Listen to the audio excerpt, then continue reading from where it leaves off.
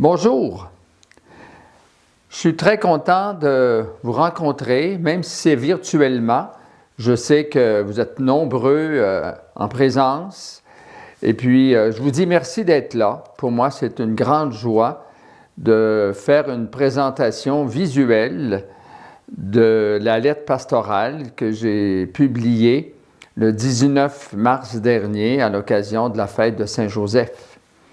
Alors, cette lettre pastorale, elle a pour titre « La formation à la vie chrétienne des jeunes et l'éducation de la foi des adultes ».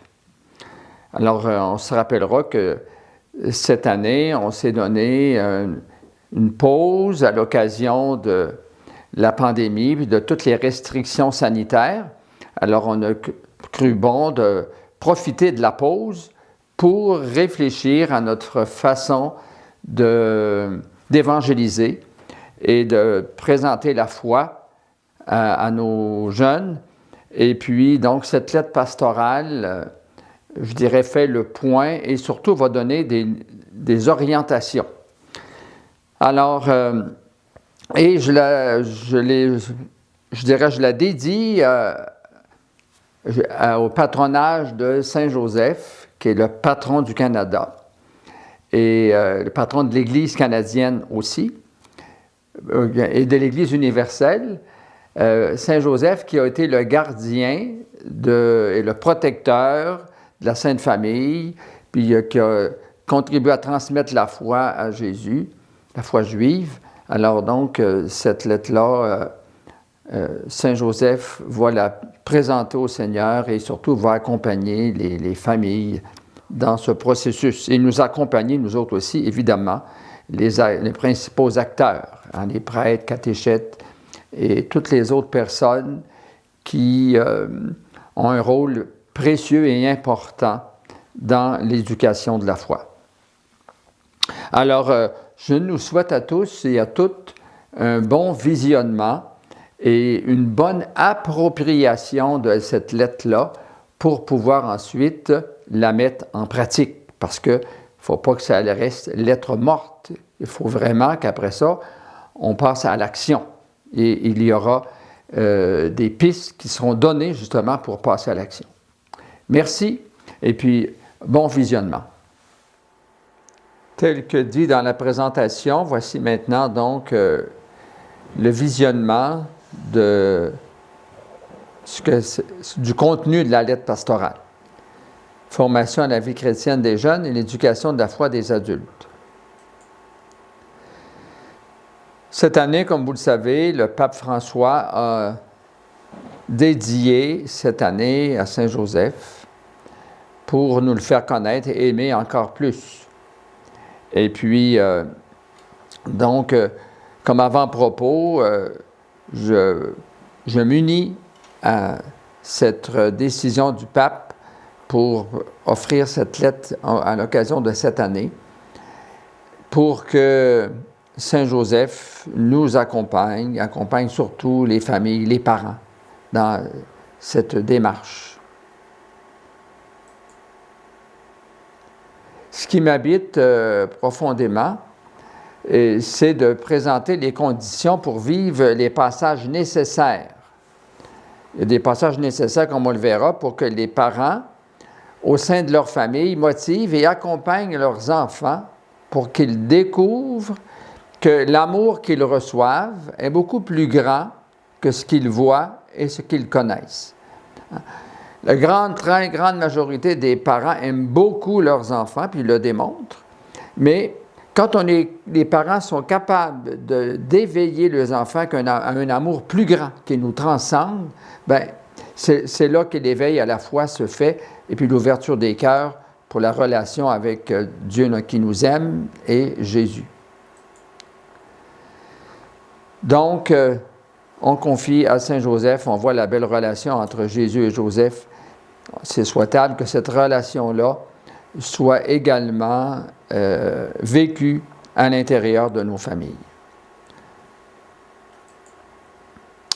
Alors, comme en guise d'introduction, l'automne dernier, au début septembre, au moment où l'année pastorale allait reprendre, Comme on savait qu'il y avait une deuxième vague qui était annoncée, puis que très probablement on ne pourrait pas fonctionner comme avant, étant donné aussi que le printemps dernier, en mars 2020, il y a eu, tout a été mis sur pause, les églises ont été fermées durant plus de 3 mois, et disons que les jeunes qui étaient à se préparer pour recevoir un sacrement n'avaient pas pu le faire.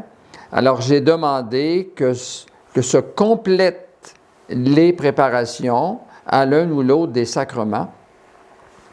C'est ce qu'on a fait dans les mois, surtout d'octobre et novembre.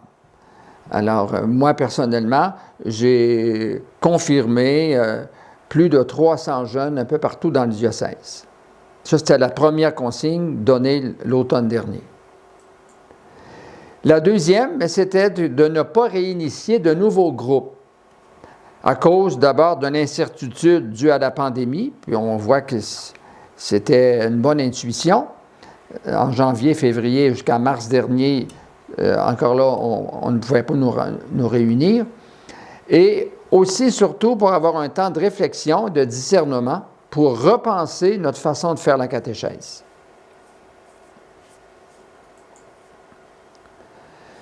Nous constatons bien que nous sommes en situation de post-chrétienté, mais nous avons gardé à peu de choses près le fonctionnement de la chrétienté, soit préparer des jeunes à recevoir un sacrement en quelques rencontres, comme s'ils étaient assez familiers avec Jésus et que la foi était alimentée dans la famille. Or, nous sommes à des lunes de tout cela, hein, vous le savez comme moi. Le pape François nous dit lui-même, et je le reprends, le statu quo n'est pas acceptable. C'est-à-dire, on ne peut pas continuer à faire comme on faisait avant. Bon, d'ailleurs, je trouve qu'on a pris beaucoup trop de retard.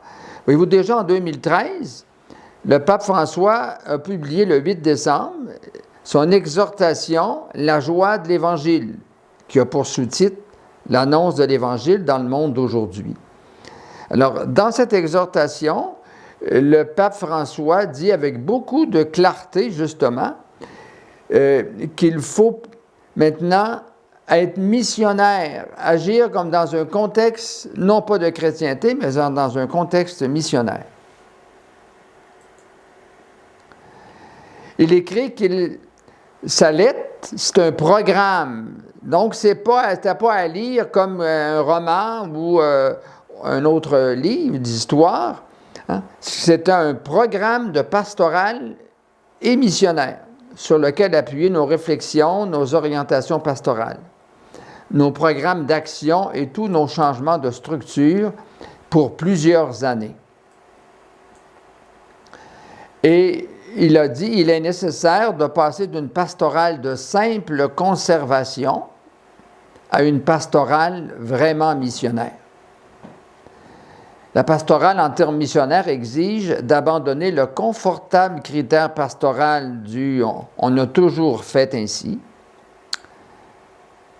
J'invite chacun à être audacieux et créatif dans ce devoir de repenser les objectifs, les structures, le style et les méthodes évangélisatrices de leur propre communauté. Alors, déjà avant la lettre pastorale, avant l'exhortation du pape François, déjà en 2013, septembre 2013, voyez-vous, en date du 6 septembre, cette année-là, la lettre pastorale nous laissait déjà comme message, être chrétien, c'est être missionnaire. Nos églises ont besoin d'une conversion missionnaire pour raviver en nous le sens, l'ardeur, l'enthousiasme et le zèle missionnaire. D'où la nécessité d'assurer la formation missionnaire des fidèles et des responsables de la vie de l'Église. En 2014 et 2015, là, à la lumière de la joie de l'Évangile, alors j'ai présenté la vision du diocèse, la vision pastorale missionnaire, qui est comparable à un trépied, hein, donc avec 3 trépieds, évidemment, ça a trois pattes. D'abord, premièrement, favoriser la rencontre avec Jésus. Dans tous les types de rencontres, que ce soit préparer un baptême, rencontrer une famille en deuil, évidemment, pour la catéchèse, favoriser la rencontre avec Jésus. Pourquoi? Pour former des disciples missionnaires et aussi former des communautés missionnaires. Alors, cette vision-là, elle est reprise année après année, est développée surtout, pas rien que reprise, mais elle est développée année après année. Alors, justement, l'année suivante, la lettre avait pour titre « Moi, disciple missionnaire », parce que beaucoup de catéchètes, de coordonnatrices, coordonnateurs, il y avait comme une hésitation, un malaise à s'identifier comme disciples missionnaires. Alors, moi, je leur disais, vous êtes des disciples missionnaires, c'est ce que le pape dit dans une exhortation. Alors, un disciple missionnaire, c'est un baptisé qui a rencontré Jésus, puis ce baptisé-là, ou cette baptisée, rempli de joie, favorise la rencontre avec Jésus pour les personnes que le Seigneur met sur sa route, que ce soit dans sa famille, que ce soit dans la communauté chrétienne, hein, ou dans d'autres situations. Ce que tu aimerais que les autres fassent pour toi, fais-le pour eux d'abord. Ensuite, en 2016-2017, disciple missionnaire, mais un disciple, on ne peut pas être disciple tout seul. La foi d'un baptisé est en danger s'il reste seul. Il faut absolument être en communauté. Et Jésus lui-même a formé la première communauté missionnaire lorsqu'il rassembla autour de lui les 12 apôtres. C'est la première communauté missionnaire. Et puis, depuis, on sait comment vivaient les premières communautés chrétiennes, comme on le voit dans Actes 2, 42 et ainsi de suite. Donc, former des communautés missionnaires. En 2016-2017, alors entrons dans la joie de l'Évangile en suscitant des communautés missionnaires. On complète sur la question des communautés. Une communauté missionnaire, c'est donc un groupe de baptisés qui se sont laissés séduire et remplir de cet amour de Dieu, qui se réunissent régulièrement pour se laisser évangéliser afin d'annoncer à d'autres par leur vie, dans des actions concrètes de service et d'entraide, que Jésus est leur joie de vivre et leur bonheur. En 2017-2018, la mission, une spiritualité, un devoir. Alors, les deux mots, spiritualité et devoir. Spiritualité, eh bien, c'est sous l'impulsion d'Esprit Saint. L'Esprit Saint, c'est celui qui fait produire des fruits à ce que nous faisons. C'est lui qui touche les cœurs. Le nôtre est celui des personnes à qui nous nous adressons. Donc, l'importance de toujours prier, invoquer l'Esprit Saint pour qu'il passe devant. Ensuite, un devoir. C'est bon de se rappeler constamment que Jésus nous a laissé 2 commandements. Celui de nous aimer les uns les autres, comme on le voit dans Jean 15, 12, et aussi celui d'être disciple missionnaire. Comme le Père m'a envoyé, moi aussi je vous envoie. Allez donc, c'est vrai, ça ne peut pas être plus commandement que ça. Allez donc de toutes les nations, faites des disciples. En 2018-2019, on avance d'année en année, c'est un enchaînement, puis c'est aussi, c'est graduel. Alors, on est missionnaire tous ensemble. On ne peut pas être missionnaire tout seul.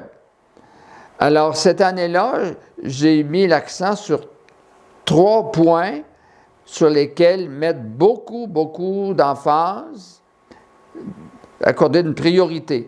D'abord, à l'accueil. À l'accueil de toutes les personnes qui se présentent à nous. Et cet accueil-là, je dirais, par toutes les personnes. Ça vaut non seulement pour le prêtre, mais aussi pour les catéchètes, ceux qui accueillent les enfants et parents qui se préparent pour un sacrement, comme ceux qui accueillent pour un baptême, les sacristines ou sacristains qui sont... Hein, dans toutes les personnes, on a, je dirais, cette responsabilité d'un accueil ouvert, cordial, à toutes les personnes qui se présentent à nous. Et deuxièmement, évangéliser les parents en même temps que les enfants dans la formation à la vie chrétienne. Hein? Ce n'est pas de cette année, puis ce n'est pas de l'année qui vient, l'année prochaine, que c'est demandé. Déjà, je le demandais dans cette lettre pastorale, je le soulignais, de l'urgence d'évangéliser les parents en même temps que les enfants dans la formation à la vie chrétienne. Puis ça, c'est parce que c'était aussi indiqué dans les documents de l'Église. Puis c'est de l'Église du Québec également, va sans dire. Alors, troisièmement, se soucier d'être ensemble dans les prises de décision et l'exécution des projets identifiés. On ne travaille pas seul. Hein, le prêtre, le curé, ne prend pas toutes les décisions tout seul. Il rassemble ses collaborateurs, collaboratrices, et c'est ensemble qu'on regarde notre réalité, qu'on analyse les besoins et qu'on prend les bonnes décisions pour correspondre aux besoins d'aujourd'hui dans l'évangélisation. Et le proverbe africain est, je dirais là, est très fort. Tout seul, on voit plus vite. Ensemble, on voit plus loin. Ce proverbe-là, maintenant, il est repris par plusieurs personnes, puis je m'en réjouis. En 2019 et 2020, c'était une année spéciale, une année missionnaire, une année extraordinaire missionnaire. Alors, le thème avait été décidé non par nous, mais à partir justement des documents qui sont venus de Rome, baptisés et envoyés. Alors, ça correspond aux deux sacrements du baptême et de la confirmation. On a là une citation de notre archevêque métropolitain, l'évêque de Gatineau, Monseigneur Paul-André Durocher, dans un livre qui a pour titre « Baptisé et envoyé ». Alors, il dit ceci: « Par le baptême, l'Esprit fait de nous des enfants de Dieu. Par la confirmation, le même Esprit fait de nous des envoyés, des messagers de Dieu. Le baptême nous initie à l'amour de Dieu pour nous. La confirmation nous engage à l'amour de Dieu pour les autres. Le baptême fait de nous des disciples rassemblés autour du Christ, nourris de sa parole, éclairés par son enseignement. La confirmation fait de nous des apôtres, envoyés par le Christ pour annoncer sa parole et devenir sel de la terre et lumière du monde. » Nous sommes donc devant des défis de taille. Et pour moi, ces trois-là sont incontournables. D'abord, prendre acte que nous sommes en contexte missionnaire et agir de façon cohérente avec cette réalité. En contexte missionnaire, et non plus agir comme en temps de chrétienté. Donc, d'agir de façon cohérente avec cette réalité. Un autre défi, c'est de mettre en place un processus d'évangélisation dans lequel se situera la catéchèse. Ce processus d'évangélisation, je ne l'invente pas. Hein? On le retrouve dans le directoire de la catéchèse publié en 2020, qui nous sera présenté à l'instant.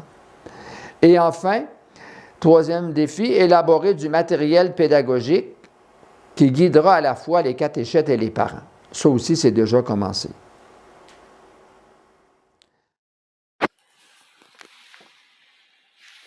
On va maintenant former des petits groupes, des groupes d'échange, de partage. Vous serez 5 par groupe. M. Maurice va maintenant procéder à former ces groupes-là. Dans le groupe, ce que je vous suggère, c'est d'abord de brièvement vous présenter. D'abord, choisir une personne qui va faire circuler la parole, qui va être qu'on peut appeler animateur. Et puis donc, une brève présentation, si on ne se connaît pas, si on se connaît, on continue, et de façon à ce que ce soit un temps qui nous permette de créer aussi des liens. Alors, bonne rencontre en petit groupe.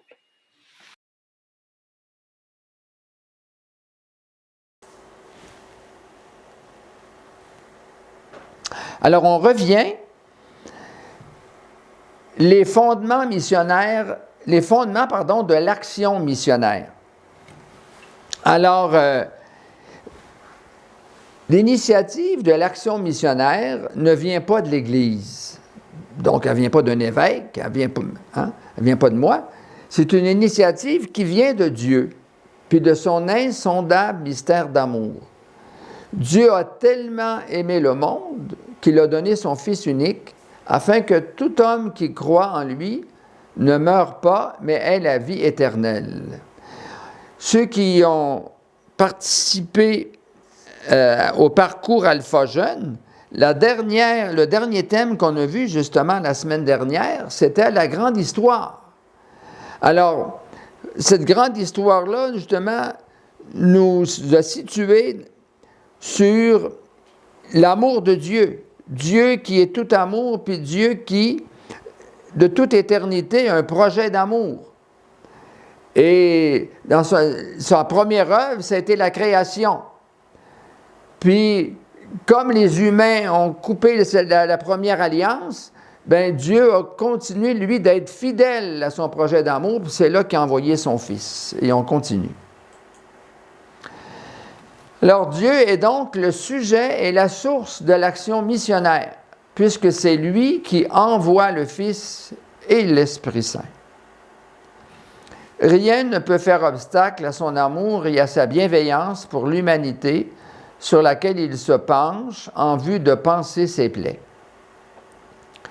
Jésus, qui a passé sa vie en faisant le bien et en aimant jusqu'au bout, à l'extrême même, a donné sa vie sur la croix et il est ressuscité.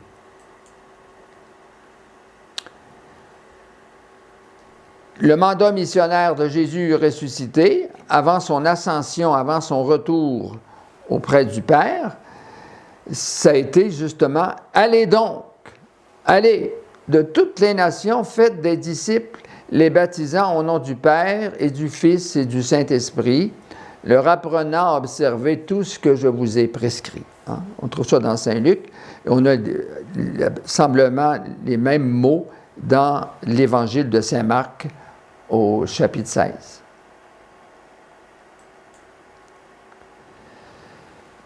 Ainsi donc,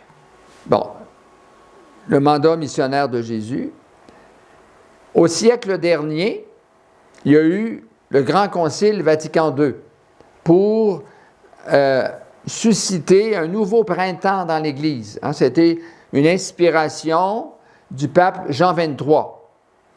Alors, un des documents de base du Concile Vatican II, qui est Ad Gentes, nous dit ceci.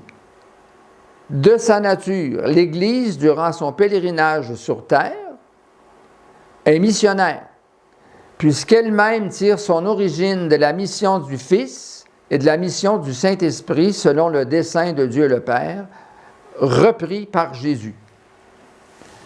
Nous nous rappelons aussi cette parole de Paul VI, qui est celui qui est le premier qui a fait mettre en application les décisions du Concile. Alors, dans son encyclique Evangelii Nuntiandi, paru en 1975, il dit ceci: « Évangéliser est en effet la grâce et la vocation propre de l'Église. Son identité la plus profonde, elle existe pour évangéliser. L'Église existe pour évangéliser. Si elle n'évangélise pas, elle n'est plus Église. » Évangéliser, ce n'est pas d'abord apporter une doctrine. C'est plutôt rendre Jésus-Christ présent et l'annoncer. Ce qu'on voit dans le directoire de la catéchèse au numéro 29, celui qui est paru l'an passé en 2020. Le pape François commence ainsi son exhortation de 2013. La joie de l'Évangile remplit le cœur et toute la vie de ceux qui rencontrent Jésus. Ceux qui se laissent sauver par lui sont libérés du péché, de la tristesse, du vide intérieur, puis de l'isolement.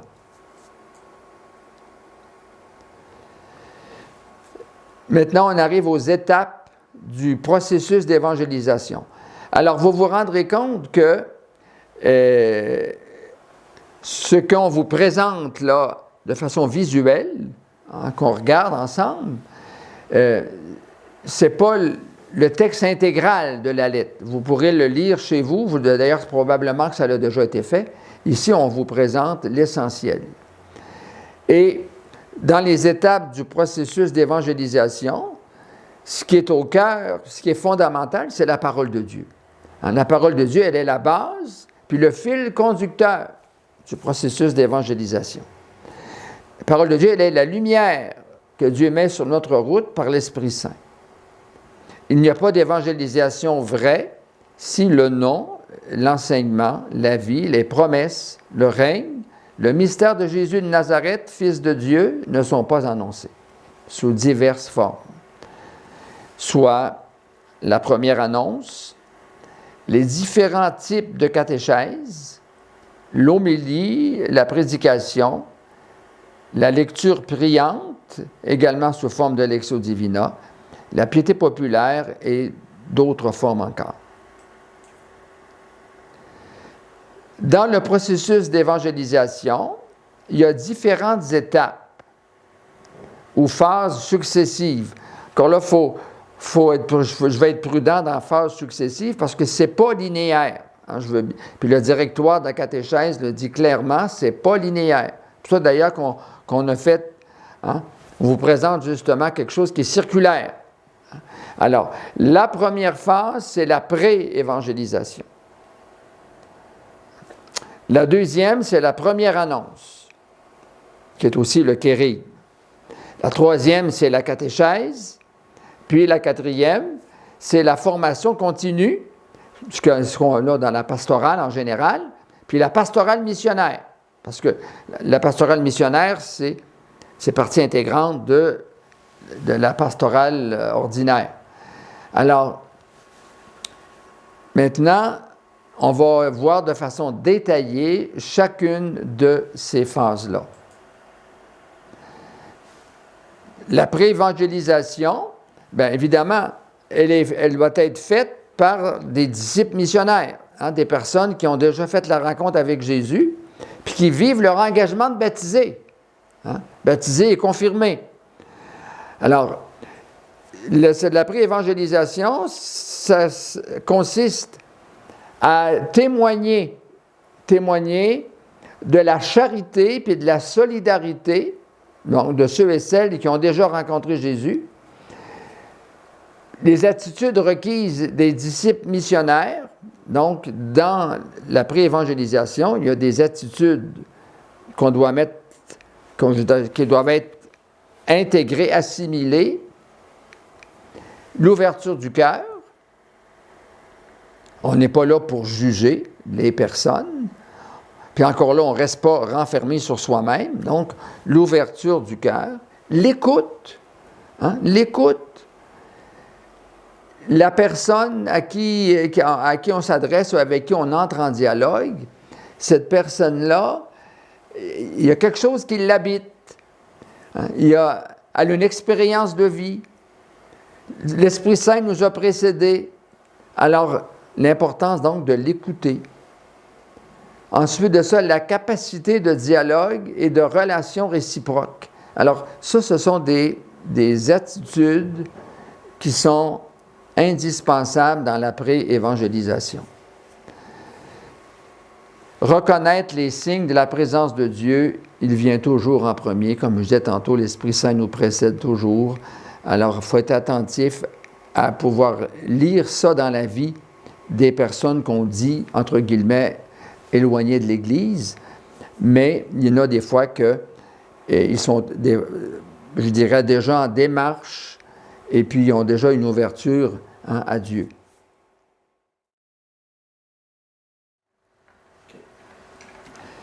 Vous êtes tous et toutes des disciples missionnaires. Je suis convaincu que vous avez tous et toutes des expériences de pré-évangélisation, c'est-à-dire que vous avez eu la chance de rencontrer quelqu'un, quelqu'une, peu importe l'âge.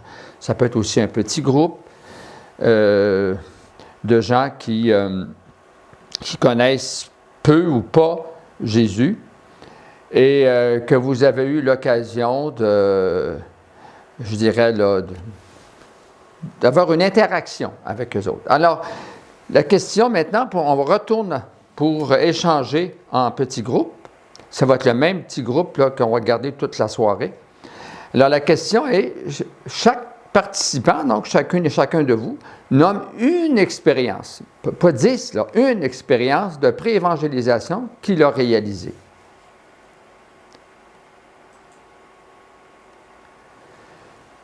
On reprend.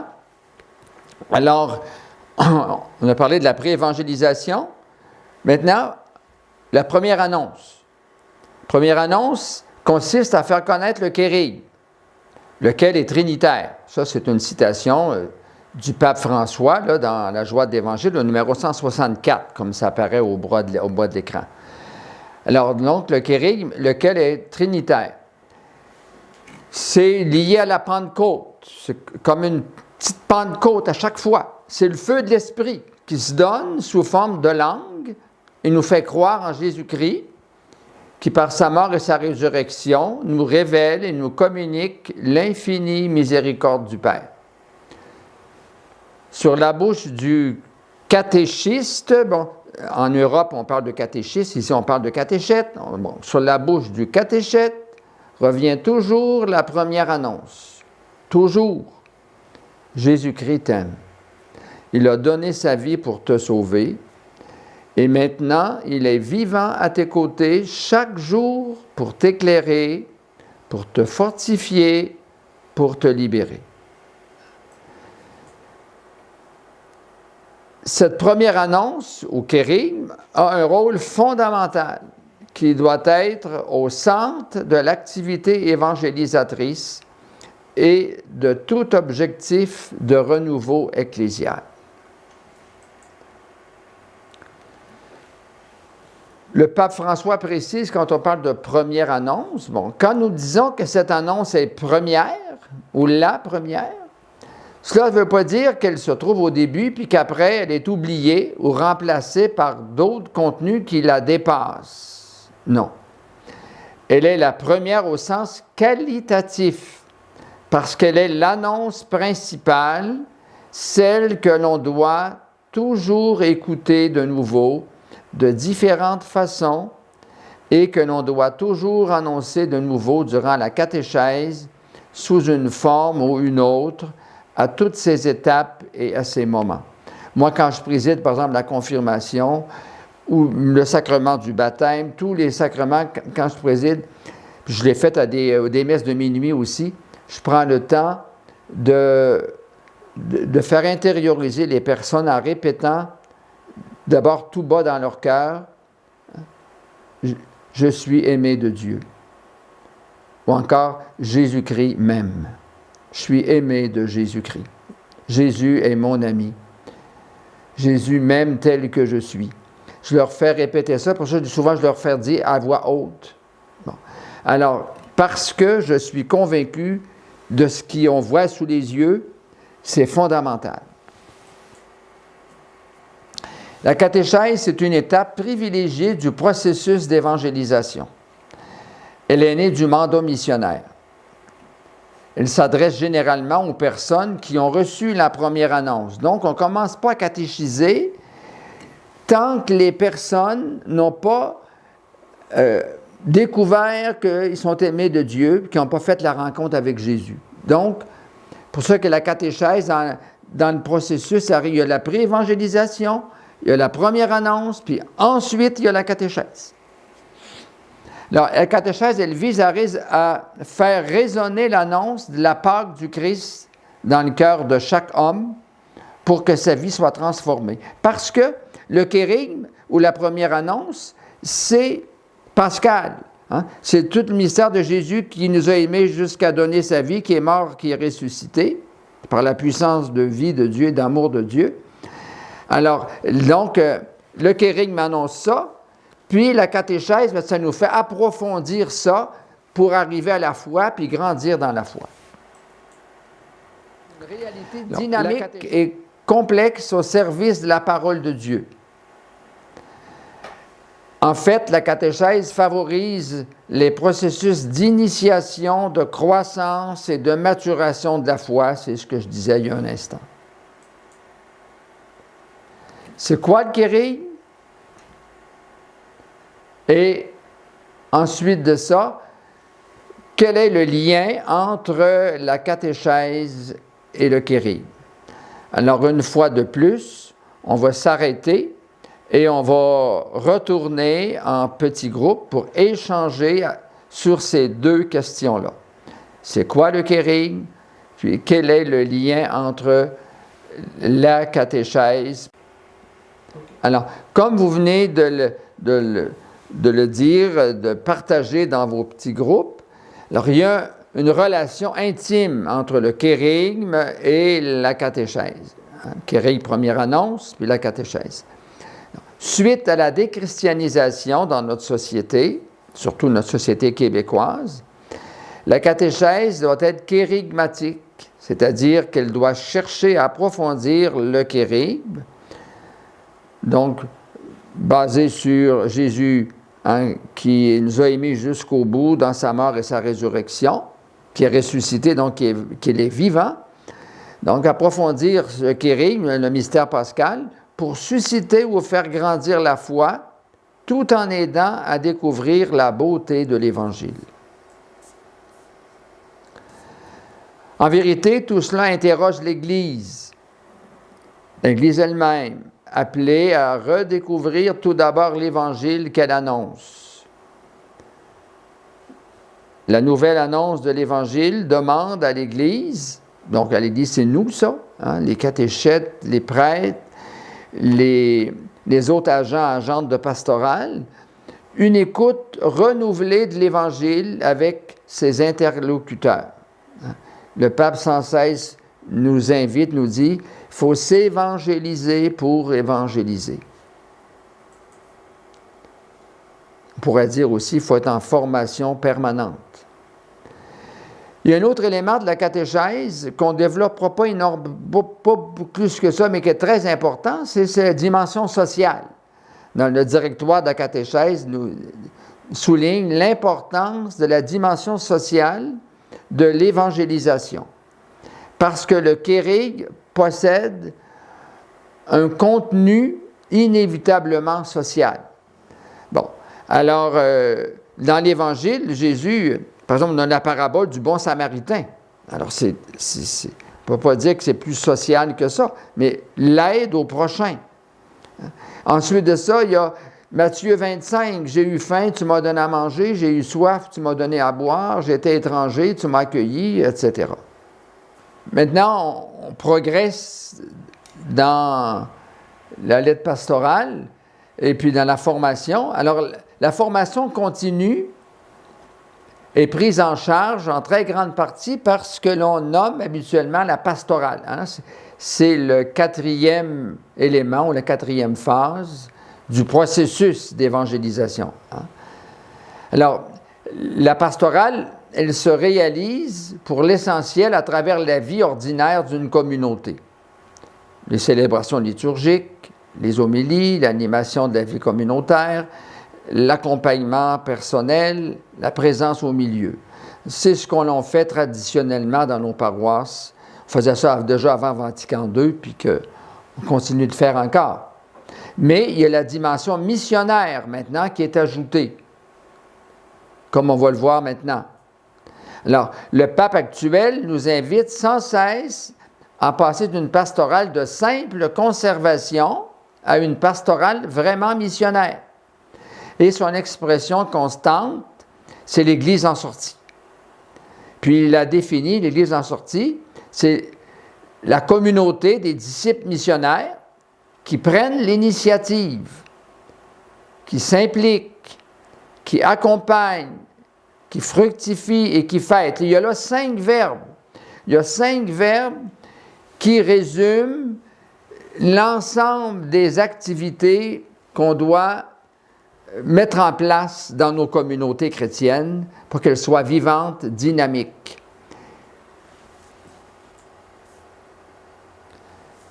L'Église n'est pas une douane. Le pape répète ça aussi constamment. Hein? Ce n'est pas de la bureaucratie. L'Église n'est pas une douane. Elle est la maison paternelle où il y a de la place pour chacun avec sa vie difficile. Donc, c'est toute la dimension de l'accueil inconditionnel, de la miséricorde, hein, de la bonté, de la patience que ça peut prendre avec les personnes. Hein. Bon, l'Église doit parvenir à tous, sans exception, tout en privilégiant avant tout les pauvres et les malades, ceux qui sont souvent méprisés et oubliés. Et cette grande citation dans la joie de l'Évangile au numéro 49, alors le pape dit « Sortons, sortons » pour offrir à tous la vie de Jésus-Christ. Je préfère une Église accidentée, blessée et sale pour être sortie par les chemins plutôt qu'une Église malade de la fermeture et du confort de s'accrocher à ses propres sécurités. Si quelque chose doit saintement nous préoccuper et inquiéter notre conscience, c'est que tant de nos frères et sœurs vivent sans la force, la lumière et la consolation de l'amitié de Jésus-Christ, sans une communauté de foi qui les accueille, sans un horizon de sens et de vie. Voilà ce qui doit nous inquiéter.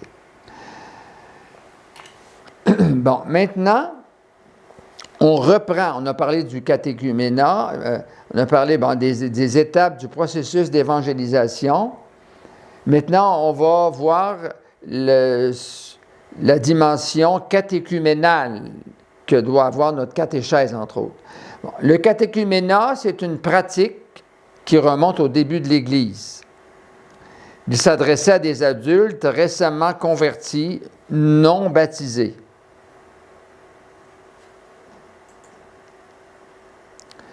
Alors, ces adultes-là, non baptisés, ils entraient dans un long processus qui les conduisait au baptême et à une véritable intégration à la communauté. Hein? Voyez-vous le mot « long processus ». Ce n'est pas 2-3 mois, là, un long processus. Alors, il y avait la formation, donc il y avait des éléments d'enseignement, de la formation, mais aussi des apprentissages. Alors, ces 2 réalités-là, ou ces 2 besoins-là, formation et apprentissage, sont complémentaires. Donc, ils étaient constamment interreliés. On enseignait quelque chose, mais on le faisait pratiquer dans les semaines et mois à venir. Hein? Puis après ça, on continuait, on complétait. Toujours ça, formation et apprentissage. Et le catéchuménat a été restauré par le Concile Vatican II en 1965. Aujourd'hui, nous parlons de 3 propositions catéchuménales. La première, c'est un catéchuménat au sens strict pour les non-baptisés, qu'ils soient jeunes ou adultes. Et ce catéchuménat au sens strict, le RICA, qui est le rituel d'initiation de catéchèse pour les adultes, alors il nous dit que ça doit être au moins de 2 ans, ce cheminement-là, entre justement des formations et apprentissages. La deuxième proposition, c'est un catéchuménat au sens analogique pour les baptisés qui n'ont pas achevé les sacrements d'initiation chrétienne. Ça, on a souvent ça, nous autres, parler avec les jeunes adultes qui demandent la confirmation. Bon, des jeunes adultes qui sont demandés pour être parrain-marraine ou qui veulent se marier, puis là, là, ils réalisent qu'ils n'ont pas complété l'initiation à la vie chrétienne. Bon, certains ont été baptisés, puis c'est arrêté là. D'autres ont fait la première communion, puis après ça, ils n'ont pas complété avec la confirmation. Alors ça, c'est la deuxième proposition, et c'est ce qu'on pratique, c'est ce qu'on retrouve avec ces jeunes adultes. Ici, dans le diocèse, jusqu'à cette année, il y avait 2 fois par année des groupes qui se préparaient avec une confirmation qui avait lieu à la fin du printemps à la Pentecôte et une autre qui avait lieu à la fin de l'automne, à la fête du Christ roi. Et la troisième proposition, c'est celle qui nous intéresse particulièrement, une catéchèse d'inspiration catéchuménale pour tous les âges, afin d'en arriver à une adhésion au Christ, notre Seigneur et notre Sauveur. Donc, une catéchèse d'inspiration catéchuménale. Il s'agit d'en assumer le style. Je dirais, il ne s'agit pas d'appliquer ça, de tout appliquer à la lettre, mais c'est l'esprit qui est important. Il s'agit d'en assumer le style et le dynamisme de formation, et de là la notion de gradualité dans l'itinéraire proposé. Donc, la gradualité, ça implique qu'il y a des passages. Ou encore, si c'était un escalier, il y a différentes marches à monter.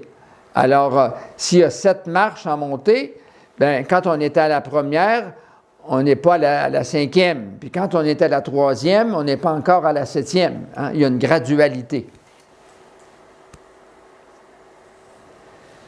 Dans l'idéal des choses, l'annonce du kérygme dans la catéchèse devrait susciter la rencontre avec Jésus et la prise de conscience que chaque personne est aimée du Père telle qu'elle est.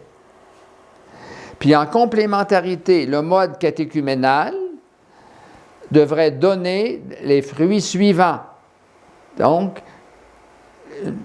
ça veut dire ça que s'il ne faut pas trop... La gradualité, là, c'est-à-dire qu'on commence par le kérygme, puis la catéchèse, mais avec le mode catéchuménal, on s'assure qu'il y a une progression dans le temps, puis il y a cette gradualité pour en arriver à une profession de foi vivante et explicite.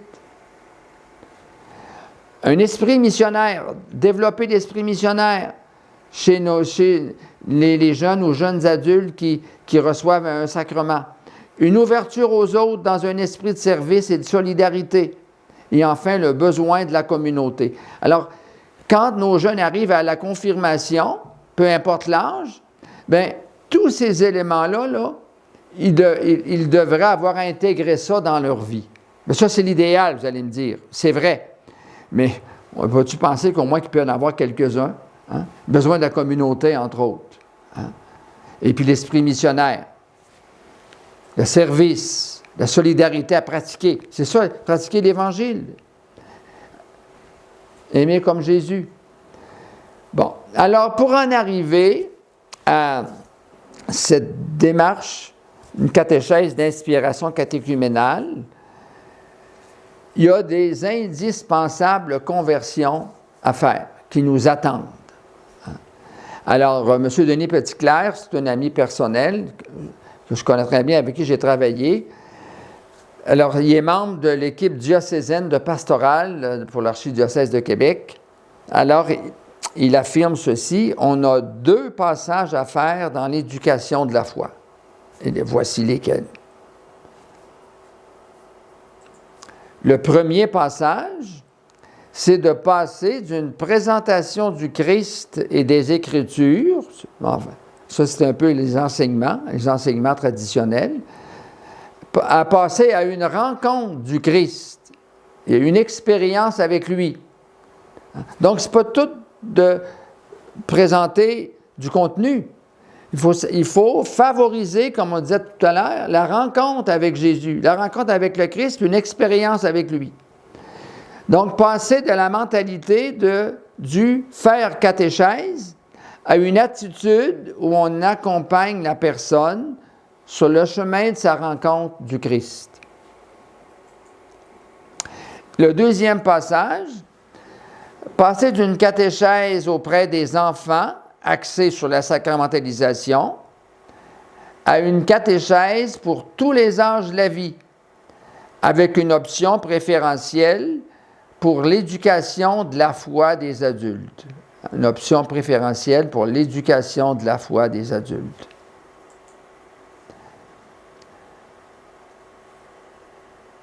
Je réalise, dans mes lettres pastorales, on a présenté un résumé tout à l'heure, au début. Dans les lettres pastorales, je parlais de catéchiser les parents en même temps que les enfants. J'ai parlé beaucoup de former des disciples missionnaires, des communautés missionnaires, enfin. Je réalise, là, 5 ans après, 6 ans après, parce que la première lettre en 14-15, ça fait déjà 7 ans de ça. Moi, j'avais l'illusion que parce que je l'avais écrit, que nos prêtres, avec leurs équipes, les catéchètes, mettraient ça en pratique. Je réalise maintenant qu'il ne suffisait pas de l'écrire, mais qu'il fallait mettre en place un processus d'accompagnement et de formation des catéchètes et des prêtres pour y arriver. Le premier passage met en lumière l'accompagnement. L'accompagnement. Puis le deuxième passage invite à la catéchèse pour tous les âges avec une préférence pour les adultes. D'ailleurs, le dernier directoire de catéchèse en 2020, je dis bien le dernier parce qu'il y en avait eu un en 1997, que certains de vous aviez peut-être consulté. Mais le dernier directoire dit ceci: la catéchèse des adultes, s'adressant à des hommes et des femmes capables d'une adhésion au Christ, pleinement responsables, doit être considérée comme la forme privilégiée de catéchèse. Catéchèse aux adultes, la forme privilégiée de catéchèse. Donc, on s'adresse là, on vise les parents en même temps que leurs jeunes. Alors, on est toujours dans les conversions qui nous attendent. Alors, qui sont les adultes que nous devons accompagner dans la foi? Bon. La question est posée. Évidemment, il y en a qui viennent à nous. Il y en a qui demandent des sacrements. Alors, il y aura certainement ceux-là, mais ce n'est pas réservé uniquement à ceux-là.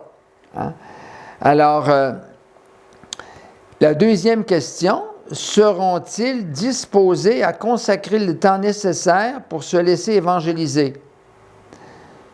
Se sentiront-ils trop bousculés? Bon, parce que, à cause des changements qu'on va apporter, de travailler avec la famille, de cibler les adultes pour l'éducation de la foi, donc ça demande des transformations importantes. Alors, comment les gens vont réagir? Alors, voici la question. On va retravailler encore, on va retrouver nos petits groupes pour échanger sur les questions suivantes. Quelles sont mes peurs ou craintes face à ces passages? Quelles sont mes peurs ou mes craintes face à ces passages? Quelles attitudes seront nécessaires pour vivre ces passages? Alors, nous sommes les premiers, cette conversion-là qui est à faire, qui est à opérer. Je dois d'abord, je dirais, l'intégrer moi. Je dois d'abord, moi, me convertir. Ma mentalité doit changer. J'ai certainement des craintes, des peurs. Qu'est-ce que les gens vont dire? Qu'est-ce que je vais répondre aux gens qui demandent d'avoir ça d'un sacrement dans 2 mois, qui veulent avoir que ça se fasse vite comme avant? Comment ça se fait que maintenant vous avez tant d'exigences? On a des peurs et des craintes face à tout ça, on les nomme.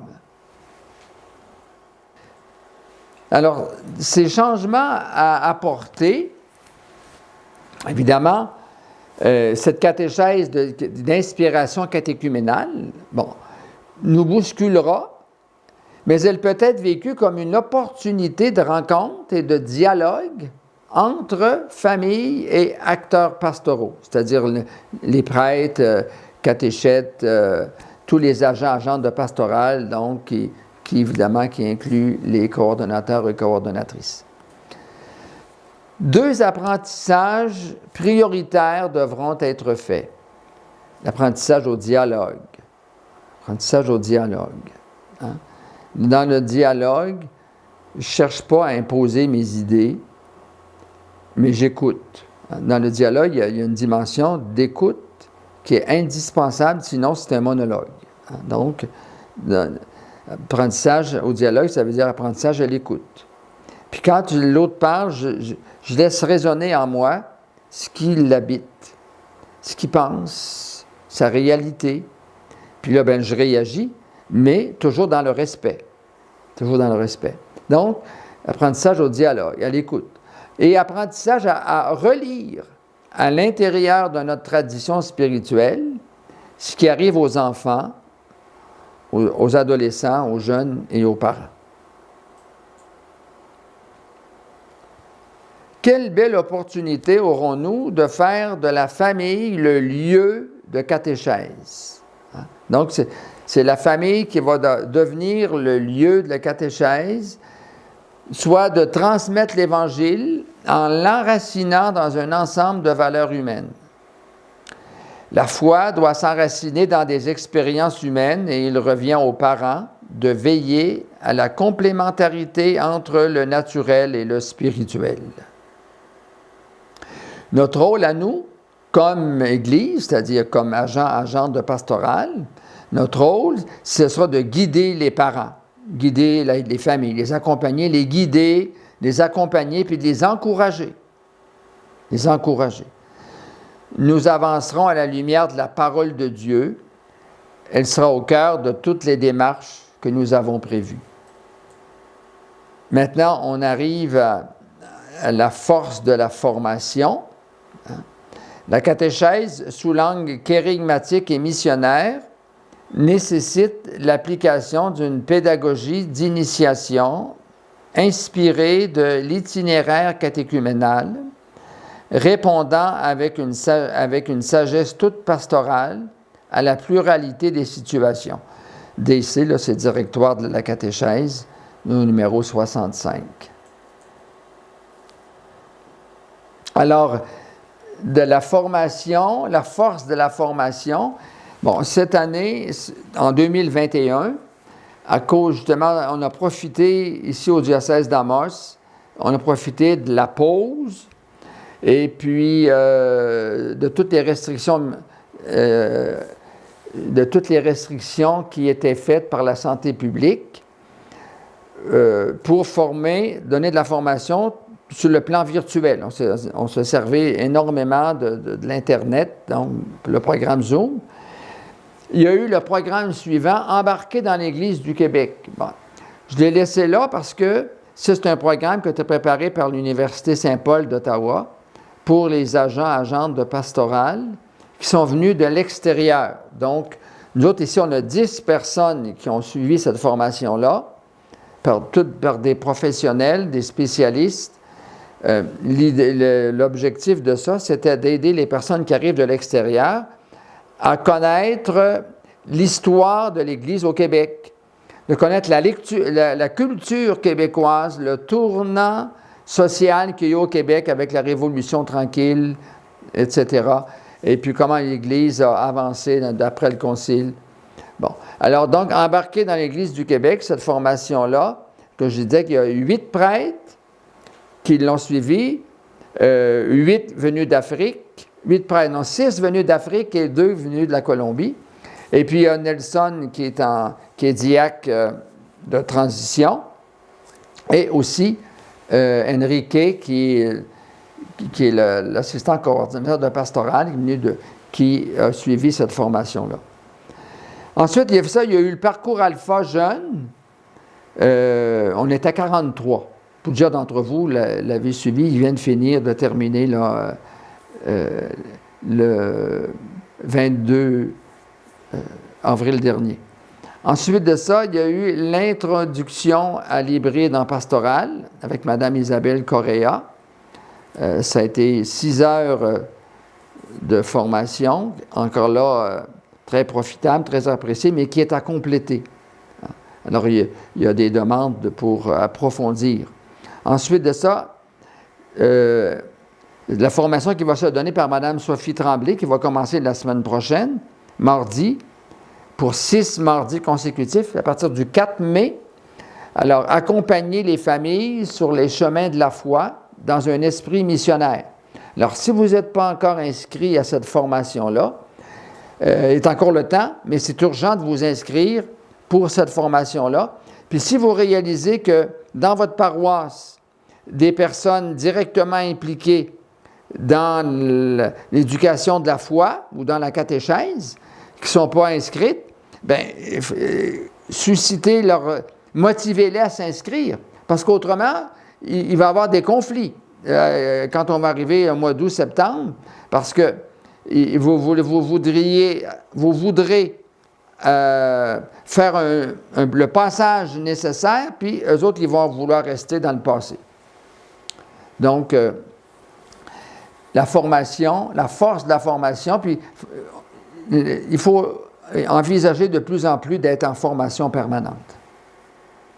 Puis aussi, Jésus nous parle aujourd'hui, c'est de la formation qui est donnée chaque jour par l'Évangile et le commentaire de l'Évangile de chaque jour sur le site Corazones Misioneros d'Amos, que Enrique Martinez pilote. Alors, cette formation est nécessaire et même indispensable pour que nous réalisions la conversion missionnaire attendue pour la formation à la vie chrétienne. Le pape François nous rappelle constamment que nous devons nous laisser évangéliser pour évangéliser. Et il dit, chaque être humain a toujours plus besoin du Christ et l'évangélisation ne devrait pas accepter que quelqu'un se contente de peu, mais qu'il puisse dire pleinement, ce n'est plus moi qui vis, mais le Christ qui vit en moi.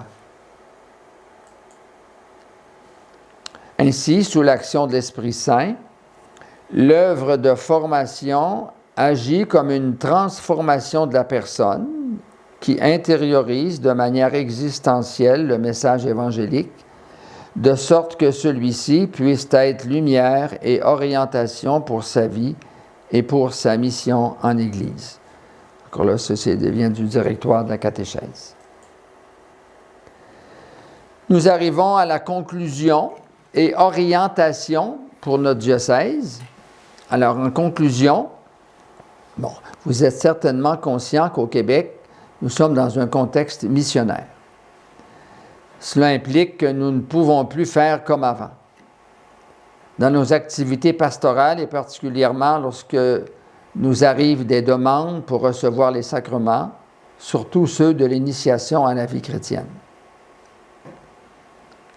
Je le répète, le cœur de la catéchèse consiste à créer les conditions pour que celui ou celle qui fait une demande puisse rencontrer Jésus. Créer les conditions. On ne peut pas l'imposer, mais au moins créer les conditions dans l'espace, dans le temps, puis dans l'accompagnement. Pour que donc celui qui fait une demande puisse rencontrer Jésus, faire l'expérience de son amour personnel et sans limite, et décider de marcher à sa suite. Dans la mesure où nous avons une connaissance claire du processus d'évangélisation, qu'on a vu plus tôt dans la lettre, nous pouvons guider et accompagner nos frères et sœurs dans un chemin qui leur procurera de la joie et de l'épanouissement. La joie, c'est tout plein de ce que nous dit le pape. Le premier, la joie de l'Évangile remplit le cœur et toute la vie de ceux qui rencontrent Jésus. C'est la première phrase de la joie de l'Évangile, le numéro 1. Ce processus d'évangélisation nous servira de base pour nos décisions et le choix des actions à poser dans la mission. Donc, puisqu'on parle du processus d'évangélisation, on a le temps de retourner en petits groupes pour répondre à la question suivante. Quelles sont les composantes du processus d'évangélisation? Quelles sont les composantes du processus d'évangélisation? Je vais vous aider. Il y en a 4. Bon, mais il faut les nommer. Qu'est-ce qui caractérise chaque composante? Hein? Qu'est-ce qui les caractérise, chaque composante? Alors, un bref travail encore dans votre petit groupe. À plus tard. Bon, alors vous avez bien travaillé. Voici maintenant la première orientation. Première orientation, c'est la suivante. Dorénavant, dans le diocèse d'Amos, nous ne préparerons plus des enfants à recevoir tel ou tel sacrement d'initiation par 3 ou 4 rencontres rapides, ce qui s'est fait abondamment les dernières années. Nous allons entrer en dialogue avec les parents, parce que maintenant c'est toute la famille. Non, on va entrer en dialogue avec les parents. Nous allons cheminer en famille sur le chemin de la foi. Voici donc la première orientation. Il n'y aura pas de réception de sacrement la première année. L'attention sera portée à connaître, rencontrer Jésus et découvrir combien je suis aimé de lui et de Dieu notre Père. Donc, ça, c'est la première année. La deuxième année, bien, les étapes suivantes pourront préparer à vivre un sacrement, mais seulement un par année. Alors, on ne vivra pas la même année, là, les 3 sacrements. Le sacrement du pardon, première communion, le sacrement de l'Eucharistie, puis la confirmation. Ça s'est fait, pas souvent, mais ça s'est fait dans certains cas, les 3 la même année. Mais ce qui se faisait souvent la même année, c'était pardon et Eucharistie. Alors maintenant, là, la gradualité, je dirais, les attitudes catéchuménales, le chemin catéchuménal va nous inviter à faire un pas à la fois. Ensuite de ça, pour ce qui est des couples qui demandent le baptême de leur enfant, ou encore qui demandent le mariage, qui se préparent pour le mariage, bien, le discernement est à poursuivre. C'est-à-dire qu'on va les accompagner, oui, l'accompagnement, c'est fondamental. Alors, on va revoir notre façon de ce qu'on leur présente, puis notre façon de les accompagner. Il faut s'assurer qu'on crée des liens avec eux, puis qu'on se connecte où ils en sont, pour ensuite avancer avec eux.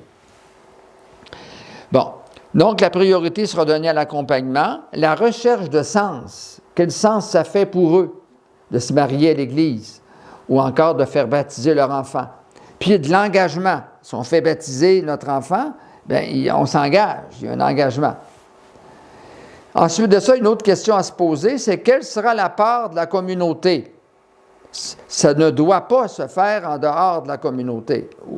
Alors, la communauté doit avoir une part aussi là-dedans. Alors, quelle sera la part de la communauté? Nous le chercherons ensemble. Alors, bon, une autre question à se poser sera celle de revoir nos programmes. Ils ne cadreront plus dans le renouveau que nous devons favoriser. Pour ce qui est de l'initiation à la vie chrétienne, nous avons déjà du matériel en élaboration par l'équipe diocésaine. Il s'adresse aux parents autant qu'aux enfants. Donc déjà, on savait qu'on travaillerait avec la famille, alors notre matériel s'adresse donc à toute la famille. Par-devant tout cela, notre conversion personnelle sera notre premier défi. Hein? Ça, c'est bien important. Notre conversion personnelle sera notre premier défi. À chacun et chacune de nous, disciples missionnaires, qui avons dit oui à l'appel du Christ et qui sommes en mission sur la terre à sa suite. Je comprends que dans notre cœur, hein, on souhaite que les jeunes, par exemple, là, arrivent à recevoir l'Eucharistie, à communier, par exemple. Bon. Mais il faut se demander qu'est-ce qui est le plus important, qui ait fait le sacrement, qu'il y ait un papier qui dise qu'ils ont fait tel sacrement, ou encore qu'ils aient fait la rencontre avec Jésus, et puis qu'ils deviennent des disciples, puis des disciples missionnaires. Alors, dans le processus d'évangélisation, puis dans un contexte de missionnaire, ben c'est ça qu'on doit viser, former des disciples missionnaires. Notre conversion, tout comme notre formation, devra être constante avec la grâce de l'Esprit Saint. Enfin, personne ne portera des fruits de son travail missionnaire seul. Là-dessus, avec la grâce de l'Esprit Saint, moi, je vous demande, tout à l'heure, on a nommé des peurs, des craintes. Bon, vous savez quelles sont vos résistances personnelles face à ce qui est proposé. Déjà, priez l'Esprit Saint. Demandez à l'Esprit Saint de vous aider à faire confiance, vous aider à faire confiance, de vous aider à avancer, puis à garder la paix, la sérénité dans ces changements-là qu'on a apportés. Alors donc, on n'agit pas seul. Ce n'est qu'ensemble, dans la communion au Christ ressuscité, qui a promis d'être toujours avec nous, que nous contribuerons à faire naître, grandir et rayonner la foi dans nos familles et dans nos communautés. Voici maintenant la conclusion de la conclusion. Je confie à Saint Joseph la mise en application de cette lettre, notre cheminement personnel, notre cheminement communautaire. Et rappelons-nous que Saint Joseph, qui est le gardien, le protecteur de la Sainte Famille, puis de la foi dans la Sainte Famille, qu'il va nous accompagner dans ce processus. Et je demande à Dieu notre Père, notre Dieu qui est Trinité, Trinité d'amour, Trinité bienveillante, compatissante, de nous accompagner. Et en son nom, je vous bénis, au nom du Père et du Fils et du Saint-Esprit. Amen. Bonne continuité et puis à très bientôt pour la formation qui va se donner avec Mme Sophie Tremblay.